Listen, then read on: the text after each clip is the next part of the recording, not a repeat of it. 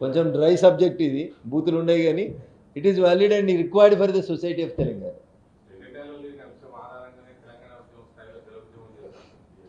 అందుకనే అన్న నేను వాళ్ళు అనుడు సరే, మన వాళ్ళు రాసుడు కూడా సరే చూపించిన కదా, నేను మీకు ఇంత అన్యాయం అన్న. ఏమంటాడు ఇక్కడ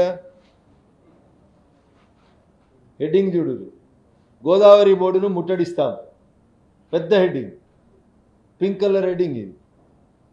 దీని మీద హాఫ్ పేజీ వార్త, ప్రాజెక్టులపై పునఃసమీక్షకు ససేమిరా ఒప్పుకోము. నువ్వు ఒప్పుకునేది నెత్తినీది కాదు, కత్తినీది కాదు, నువ్వేమని అసలు నువ్వేమని అంటున్నావు? మేమే ఒప్పుకోమని చెప్తున్నాం కదా, భారత ప్రభుత్వమే ఒప్పుకోదు, జిఆర్ఎంబే ఒప్పుకోదు, నువ్వేమని మధ్యలో తెలంగాణ హక్కులకు భంగం కలిగిస్తే ఊరుకోము. తెలంగాణ హక్కులకు ఎవడైనా భంగం కలిగిస్తే అది నువ్వు మీ నాయన ఇద్దరు తప్ప ఇంకెవడు కాదు. ఆంధ్ర పాలకులతో కలిసి రేవంత్ రెడ్డి రాష్ట్రానికి ద్రోహం చేస్తున్నాడు.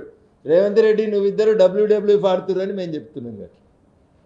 మీరు ఇద్దరిది నిజంగా బాక్సింగ్ అయితే ఎవడో ఒకడే మిగులుతుండే. నువ్వు ఈ పాటికి ఎప్పుడో అరవింద్ కుమార్ స్టేట్మెంట్ మీద నువ్వు జైలుకోవాల్సినవి.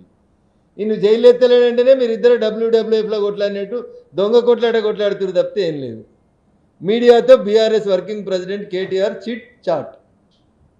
గోకుల్ చాట్కి పోతే బాగుంటుంది వీళ్ళంతా.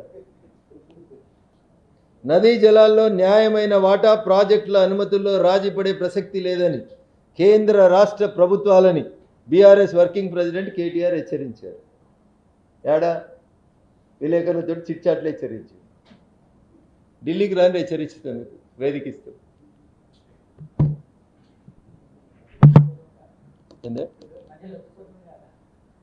ఏడనే బెయిల్ తర్వాత చాలా రోజుల తర్వాత వచ్చారు. బెయిల్ ఉన్నప్పుడు అంటే రెగ్యులర్గా వచ్చారు. అప్పుడు వారం వారం వద్దు, జైలో బెయిలో ములాఖతో.